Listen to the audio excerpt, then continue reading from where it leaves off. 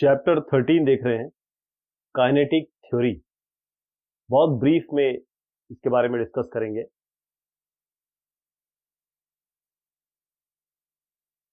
Kinetic theory के बारे में बात कर रहे हैं। कुछ अजम्पशंस हैं काइनेटिक थ्योरी जब गैसेस की बात होती है।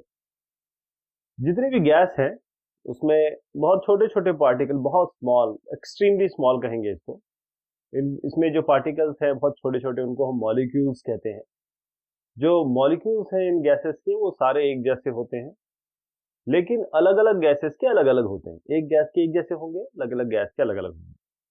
जो मॉलिक्यूल है गैस के वो स्फेरिकल शेप माना जाता है, आइडेंटिकल एक जैसे स्फेरिकल शेप के होंगे, इस तरीके से रिजिड होंगे और परफेक्टली इलास्टिक पॉइंट मासेस होंगे। पॉइंट मासेस बिल्कुल पॉइंट जिसका मास हम पता कर सकते हैं, और इनको अगर प्रेशर वगैरह से दबाया जाए तो वापस अपनी पोजीशन पे आ जाएंगे ये, इसलिए परफेक्टली इलास्टिक है, रिजिड बॉडी मोशन को फॉलो करेंगे, स्फेरिकल है, गोलाकार है।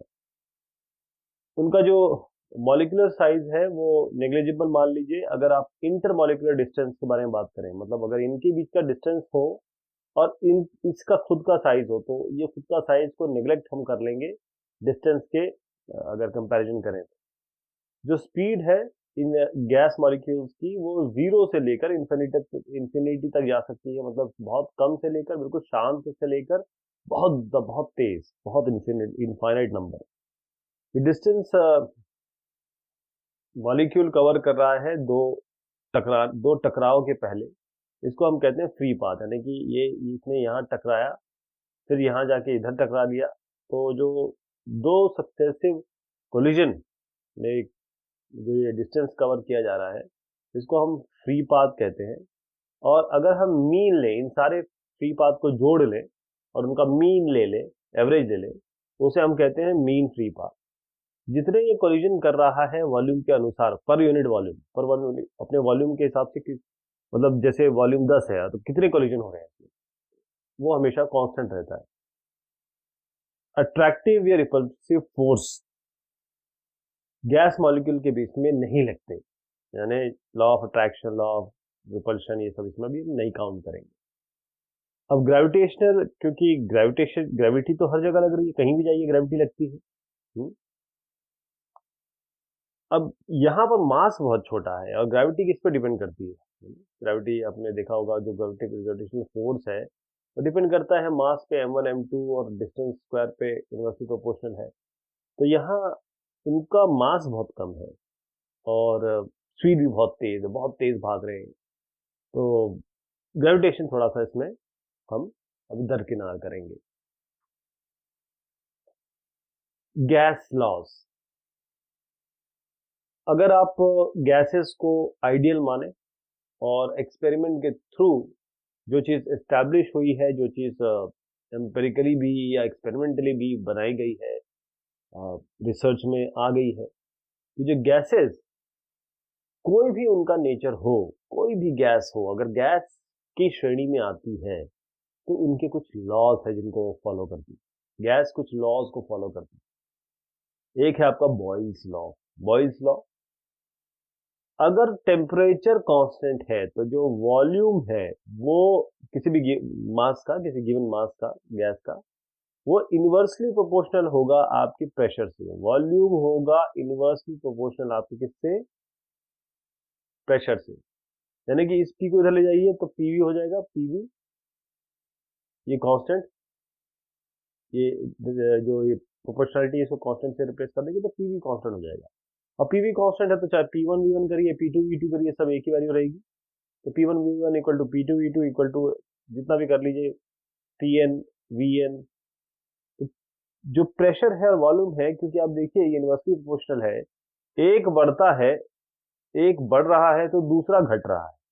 यहाँ पर ये बढ़ रहा है तो ये घट रहा है, इसीलिए इनवर्सली प्रोपोर्शनल मतलब ये है कि इसका ग्राफ इस तरीके से बनेगा। चार्ल्स लॉ, अगर कांस्टेंट प्रेशर है, प्रेशर को आप कांस्टेंट कर दीजिए, तो जो वॉल्यूम है किसी गिवन मास ऑफ गैस का, तो वॉल्यूम आपका डायरेक्टली प्रोपोर्शनल होगा उसके एब्सोल्यूट टेम्परेचर से। जिससे एब्सोल्यूट टेम्परेचर से, यानी आप कहें कि मैं इसको डायरेक्टली प्रोपोर्शनल को मैं किसी कांस्टेंट से रिप्लेस कर दूं, KT कर देते हैं इसको, तो V बाई टी ये आपका कांस्टेंट हुआ, यानी कि V1 by T1 equal to V2 by T2 equal to VN by TN, ऐसे हो जाएगा। तो कांस्टेंट प्रेशर पे जो वॉल्यूम है किसी गिवन मास का वो बढ़ता है और घटता है कितने से, अगर मान लीजिए 1/273.15 इसके वॉल्यूम के हिसाब से 0 डिग्री पे, तो हर एक डिग्री सेंटीग्रेड राइज या फॉल होता है टेम्परेचर में, ध्यान रखिएगा। जो वॉल्यूम है उस गैस का मान लीजिए T टेम्परेचर पे, तो क्या आएगा, अगर मैं इसको यहाँ लागू करूँ तो VT मतलब किसी T पे जीरो पे 1 प्लस टी बाई 273.15, यहाँ पर ये जो V0 मैं कह रहा हूँ ये वॉल्यूम है गैस का 0 डिग्री सेंटीग्रेड पे, ये वॉल्यूम है गैस का किसी T टेम्परेचर पे, और ये T तथा टेम्परेचर है। तो ये एक रिलेशनशिप है।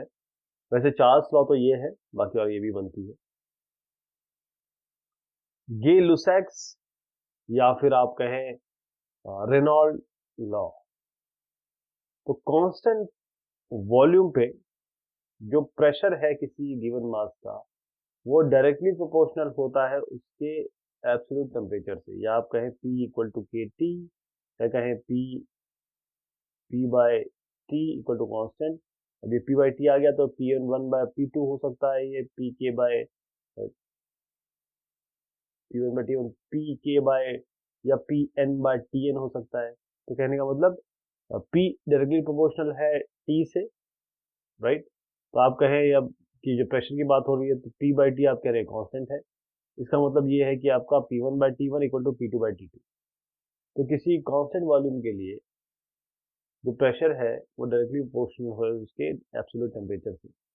अब इसी को थोड़ा सा आगे बढ़ाते हैं कि जो कांस्टेंट वॉल्यूम है, जो प्रेशर आपका किसी मास का, वो किसी भी मास का वो बढ़ता है और घटता है किस किस नंबर के हिसाब से, 1/273.15 इसके प्रेशर के हिसाब से 0 डिग्री पे। हर एक डिग्री राइज बढ़ता है या घटता है, अगर 1 डिग्री टेम्परेचर राइज या फॉल होता है तो इतना बढ़ेगा या घटेगा क्या, प्रेशर एक कांस्टेंट वॉल्यूम पे। तो वॉल्यूम जो गैस का है T डिग्री सेंटीग्रेड पे देखिए PT equal to P0 1 plus T by 273.15, यानी कि ये जो P0 है ये प्रेशर है गैस का 0 डिग्री सेंटीग्रेड पे, PT जो है प्रेशर है T टेम्परेचर पे, बाकी T तो टेम्परेचर है ही, और ये आपको फैक्टर मैंने बताया। Avogadro law. एवोगैड्रो लॉ ये बताता है कि अगर बराबर वॉल्यूम है सारे गैसेस का और कंडीशन भी सेम है, जैसे आप टेम्परेचर ले लें या प्रेशर ले लें, अगर ये सारी चीज़ें सेम है तो उनमें जो मॉलिक्यूल्स होंगे अगर उनको गिना जाए तो बराबर होंगे, उनमें इक्वल नंबर ऑफ मॉलिक्यूल्स होंगे।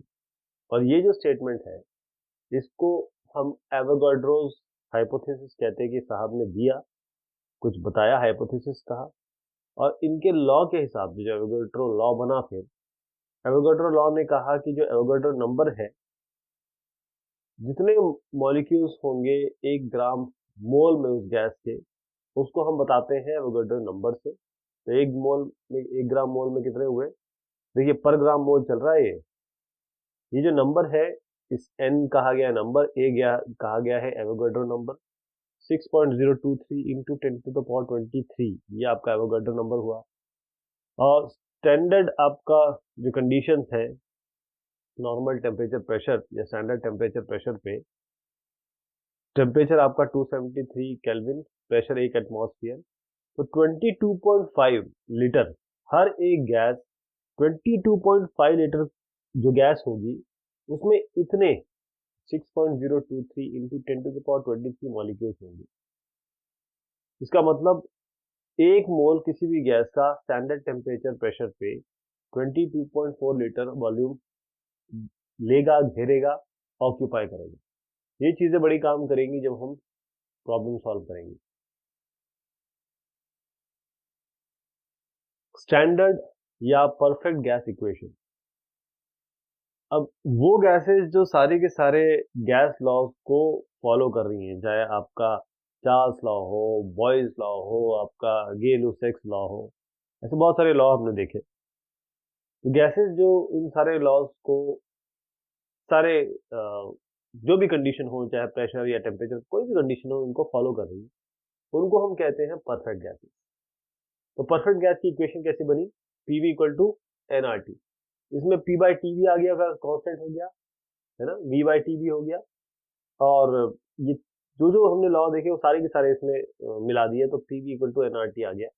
अब इसमें पी प्रेशर है, वी वॉल्यूम है, टी आपका एब्सोल्यूट टेम्परेचर है, आर इसमें जो आप कैपिटल आर देख पा रहे हैं ये आपका यूनिवर्सल गैस कांस्टेंट है, एन इसमें जो आ रहा है ये नंबर ऑफ गैस है, मतलब नंबर ऑफ गैस में क्या है, मोल्स, MOLES, ध्यान रखिएगा ये मोल्स हैं। कई कई जगह एन की जगह आप म्यू भी देखेंगे नंबर ऑफ मोल्स के लिए, ये एन की जगह म्यू भी दिखेगा आपको। तो इसमें आर की वैल्यू क्या होगी? यूनिवर्सल गैस कांस्टेंट है तो कांस्टेंट ही रहेगी, यूनिवर्सली कांस्टेंट रहेगी, ये 8.31 जूल पर मोल पर केल्विन। रियल गैसेस क्या होती हैं, थोड़ा सा ये real gases, ideal gas law जैसे जो भी सारे गैसेस, जो गैसेस सारे लॉज को फॉलो कर रही है, इनसे थोड़ा सा अलग हटके, क्योंकि ये रियल है, वो आइडियल है। यानी हम कहते हैं ना आइडियल रोड हो बिल्कुल एकदम सपाट, ऐसा नहीं होता ना, थोड़ा गड्ढे भी होंगे, थोड़ा पानी गिरेगा तो स्लिपरी भी होगा, तो हर चीज परफेक्ट नहीं होती। इस तरीके से रियल गैसेस होती है जो परफेक्ट आइडियल गैसेस नहीं है। अब इस रियल गैसेस में क्या क्या होता है, एक तो मॉलिक्यूल आपस में एक दूसरे को अट्रैक्ट करते हैं, दूसरा ये होता है कि ये रियल गैस एक फाइनाइट बहुत स्पेसिफिक वॉल्यूम ये अपनी घेरती है, जगह घेरती है, ऑक्यूपाई करती है अपनी फाइनाइट वॉल्यूम। तो रियल या वैंडर वॉल गैस इक्वेशन क्या हुई, क्योंकि हम कह रहे हैं कि गैस मॉलिक्यूल्स आपस में अट्रैक्ट कर रहे हैं, तो ये इक्वेशन हुई P plus A by V square, V minus V is equal to R T.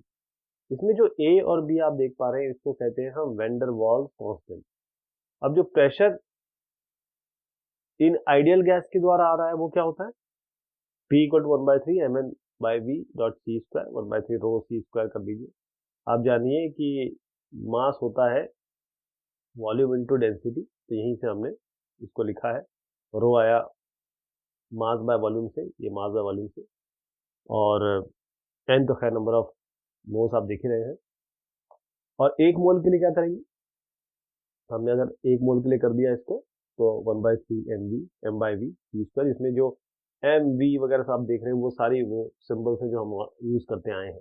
मैं फिर से बता देता हूँ कि एम इसमें जो है मास है एक मोल का, एन आपके नंबर ऑफ मोल्स है, वी आपका वॉल्यूम है उस गैस का। अगर आप सी को देखें तो C1 स्क्वायर से CN स्क्वायर तक गए, जोड़ा हमने, डिवाइड कर दिया इसको एन को, तो ये आपका RMS कहलाता है, root mean square velocity in gas molecules की। बहुत सारी हैं अलग अलग, सबका जोड़ लिया स्क्वायर करके, डिवाइड कर दिया एम से। और एम की बात करें तो ये मॉलिक्यूलर, ये जो कैपिटल एम देख पा रहे हैं आप, ये मॉलिक्यूलर वेट है इस गैस का। पी जो है प्रेशर है, जहां पर पी देखें आप वो प्रेशर है, जहां ई है आपका kinetic energy per unit volume अगर देखा जाए, अगर पी प्रेशर है, ई आपका काइनेटिक एनर्जी पर वॉल्यूम है, डिवाइड बाय वॉल्यूम, उन सबको ई ले लीजिए तो आपका प्रेशर आ जाएगा 2/3 ई, ये ध्यान रखिएगा। काइनेटिक एनर्जी गैस की क्या होती है, जो एवरेज काइनेटिक एनर्जी होती है, या कहें ट्रांसलेशन, जब देखिए ट्रांसलेशन क्या होता है, सीधा जाना, रोटेशनल क्या होता है, घूमना, वाइब्रेशन क्या होता है, थोड़ा सा अपनी जगह पे ही खड़े हुए हिलना। तो एवरेज काइनेटिक एनर्जी ट्रांसलेशन की, आगे बढ़ने की, पर मॉलिक्यूल, हर एक मॉलिक्यूल के हिसाब से गैस की क्या होगी, ये होगी 3/2 kT। kT इसमें बोल्ट्जमैन कांस्टेंट है, ये भी कांस्टेंट वैल्यू है, बोल्ट्जमैन साहब ने दिया। जो एवरेज काइनेटिक एनर्जी है इसकी ट्रांसलेशन देखिए, ये पर मॉलिक्यूल है, ये पर मोल है, पर मोल मोल के हिसाब से क्या होगा, 3/2 RT हो गया यहाँ पर, यहाँ KT था यहाँ RT हो गया, यहाँ पर आपने कहा R यूनिवर्सल गैस कांस्टेंट है। अगर हम किसी भी गैस के लिए काइनेटिक एनर्जी निकालने की कोशिश करें, तो जो काइनेटिक एनर्जी है किस पे डिपेंड करती है, पूरी तरह टेम्परेचर पे डिपेंड करती है, तो E1/T1 मैं कांस्टेंट लगा दूं यहाँ पर, तो E/T नीचे आएगा, तो E1/T1 इक्वल टू E2, या ये कहे E1/E2 कर देते हैं, E1/E2 ये बराबर होगा T1/T2, और चाहे कितना भी ले लें आगे, EN/TN, EN/EN+1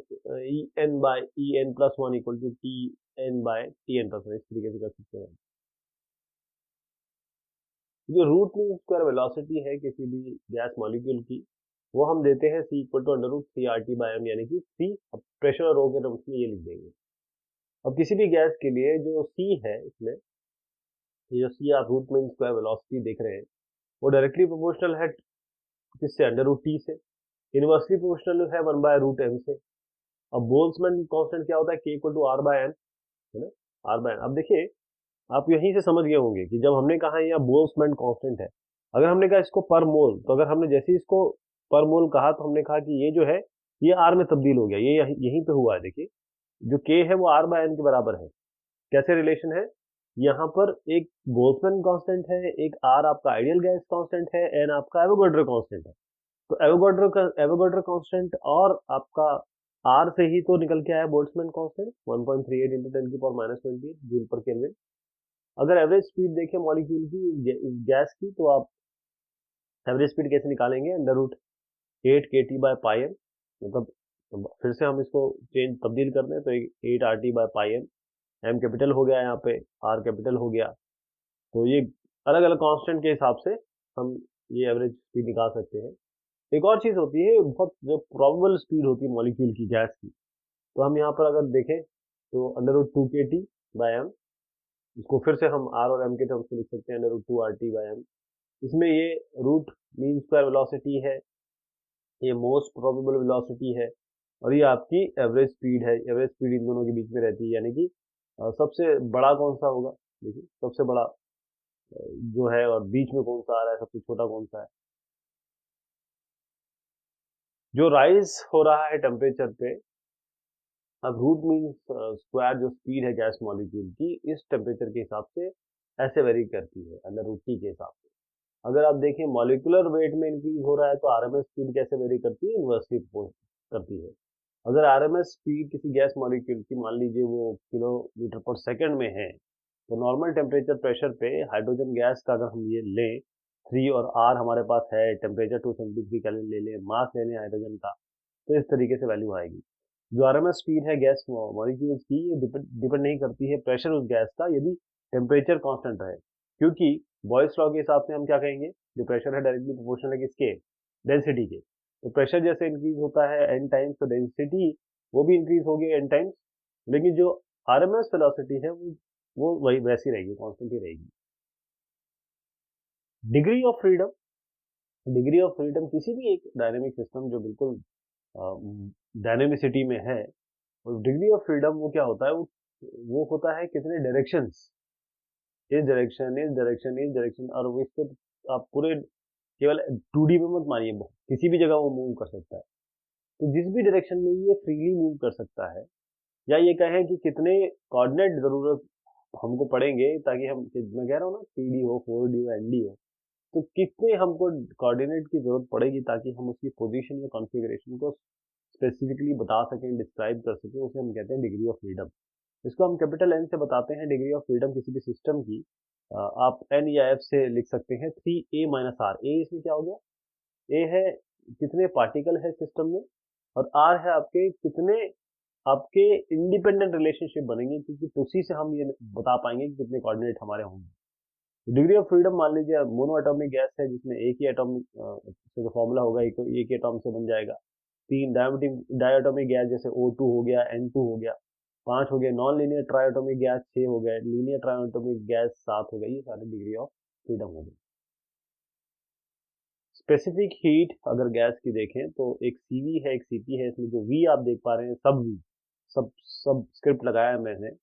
तो कॉस सी स्पेसिफिक हीट कांस्टेंट वॉल्यूम पे, सी स्पेसिफिक हीट कांस्टेंट प्रेशर पे, ये होता है F/2R, ये होता है F/2 + 1R। जो रेशियो है स्पेसिफिक हीट गैस की कांस्टेंट प्रेशर कांस्टेंट वॉल्यूम पे, इन दोनों का रेशियो ले लें तो गामा आपका आएगा 1/2, 1 + 2/f, ऐसे आएगा। मीन फ्री पाथ, जो दूरी चली मॉलिक्यूल ने 2 बार टकराने से पहले, जो एवरेज डिस्टेंस ट्रेवल किया इस मॉलिक्यूल ने 2 सक्सेसिव कोलिजन, टकराहट के पहले, इसे हम मीन फ्री पाथ कहते हैं, गामा से रिप्रेजेंट करते हैं। गामा बहुत सारे हो गए वैसे हमारे, तो जो मीन फ्री पाथ है उसको हम गामा से देते हैं KT, इसमें √2 पाई सिग्मा स्क्वायर आपका P आता है। इसमें सिग्मा है डायमीटर उस मॉलिक्यूल का, P आपका प्रेशर है, T आपका टेम्परेचर है, K आपका बोल्ट्जमैन कांस्टेंट है, बाकी √पाई तो कांस्टेंट है ही।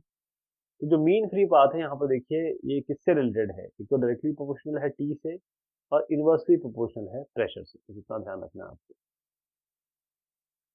ब्राउनियन मोशन क्या होता है?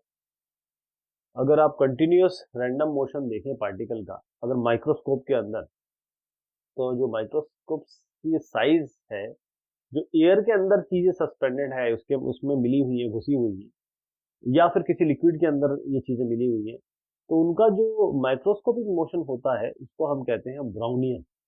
ब्राउनियन तो जो सस्पेंडेड मोशन, जो उसके अंदर चीजें हैं गैस के अंदर या पानी के अंदर, तो जो मूवमेंट हो रहा है वो आपको बहुत सारी लिक्विड या गैसेस में भी मिलेगा, है ना, लिक्विड और गैसेस से भी मिलेगा। तो ब्राउनियन मोशन ये इसलिए होता है क्योंकि जितने भी पार्टिकल सस्पेंडेड हैं अंदर मिले हुए हैं, उनका आसपास के सराउंडिंग से क्या रिलेशनशिप बन रहा है, या एक शब्द इसमें दिया हुआ है अनइक्वल बोम्बार्डमेंट,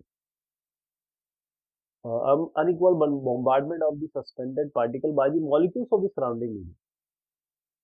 जो ब्राउनियन मोशन हो रहा है वो इतना फास्ट मोशन इस तरीके से होता है या इतना अनइवन मोशन इस तरीके से होता है, क्यों? क्योंकि आसपास की चीजों के हिसाब से वो मूव कर रहे होते हैं। तो किसी भी आइडियल गैस के लिए जो कनेक्शन है प्रेशर, वॉल्यूम और टेम्परेचर में, वो बॉयस लॉ, चार्ल्स लॉ, ये सब लॉज को मिला लें तो PV equal to mu R T होता है इसमें, जिसमें म्यू आप देख पा रहे हैं ये नंबर ऑफ मोल्स है, या फिर आप के बी एन टी कैसे कह सकते हैं, के जिसमें एन जो है वो नंबर ऑफ मॉलिक्यूल्स है, और आर और एन ए इनका बीच में भी रिलेशन है। आर आपका है यूनिवर्सल गैस कांस्टेंट, के बी आपका यूनिवर्सल गैस कांस्टेंट, आर इसमें जो है 8.314 है, के बी आप कह सकते हैं R by N A 1.38 into 10⁻23, जिसमें यूनिवर्सल गैस कांस्टेंट है, के बी भी आपका आर बाय एन ए से आता है, एन ए जो है वो एवोगैड्रो नंबर है। तो रियल गैसेस जो होती है, देखिए दो टाइप की गैस है, ideal gas, real gas. Ideal तो बिल्कुल आइडियल होती है, जैसे रामचंद्र जी, लेकिन रियल गैस जो आइडियल नहीं होते, जो एकदम मतलब महापुरुष नहीं है, रियल गैसेस थोड़ा सा उनमें लॉज का हेर फेर होता है, वो सा लॉ फॉलो नहीं करते। तो रियल गैसेस क्या सेटिस्फाई करते हैं? आइडियल गैस इक्वेशन अप्रोक्सीमेटली, पूरा नहीं करते हैं। बस ये है कि अगर लो टेम्परेचर आप हाई प्रेशर, हाई टेम्परेचर और लो प्रेशर पे ले गए तो ये फॉलो करेंगे। काइनेटिक थ्योरी जो है आइडियल गैस की, उसका रिलेशन कुछ इस तरीके से है। यहाँ पर जो एन है वो डेंसिटी है आपकी या नंबर के हैं मॉलिक्यूल्स का, एम है आपका मास मॉलिक्यूल का, वी है आपका, अच्छा वी के ऊपर बार है, देखिएगा ये आपका वी के ऊपर बार लग गया, ये आपका मीन स्क्वायर्ड स्पीड है आपकी, ये मीन स्क्वायर्ड स्पीड है। अब आइडियल गैस इक्वेशन के साथ कंबाइन किया जाए तो काइनेटिक इंटरप्रिटेशन टेम्परेचर के साथ क्या होता है, देखिए हाफ एम वी स्क्वायर तो खैर हो गया, 3/2 के बी टी हो गया, वी आर एम एस आपका वी स्क्वायर अंडर रूट, ये भी आप देखिए 3 के बी टी बाई एम। ये आपको बता, देखिए इसमें एक चीज बहुत ध्यान दीजिए कि जो टेम्परेचर है सभी चीजों में, ये आपका काइनेटिक एनर्जी को डिसाइड कर रहा है। ये मेजर तो है, लेकिन इंडिपेंडेंट है, जो गैस कुछ भी या मॉलिक्यूल कुछ भी हो सकता है, टेम्परेचर गैस जो मेजर है वो काइनेटिक एनर्जी का, लेकिन उसके नेचर, कोई भी गैस का कोई भी नेचर हो उससे इंडिपेंडेंट है। अगर मिक्सचर दे दें गैस का किसी टेम्परेचर पे, तो जो हैवी मॉलिक्यूल होगा उसका सबसे कम एवरेज स्पीड होगा।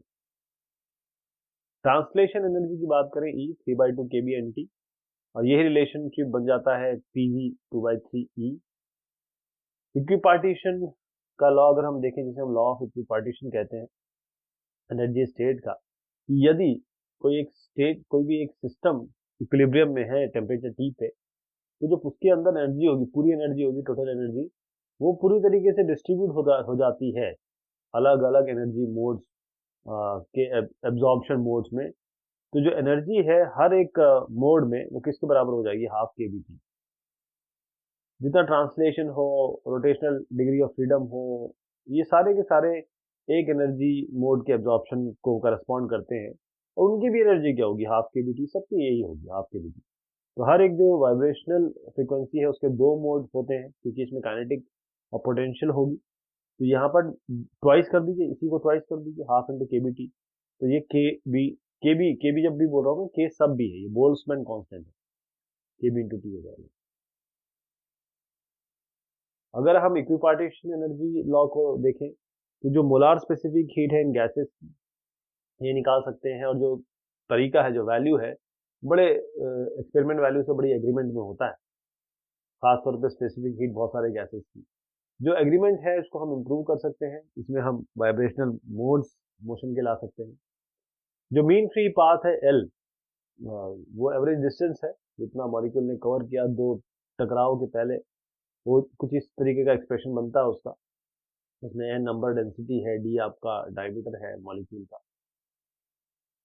तो ये काइनेटिक एनर्जी की हमने बात की, या काइनेटिक थ्योरी की बात की। बहुत शुक्रिया, बहुत मेहरबानी आप सभी की।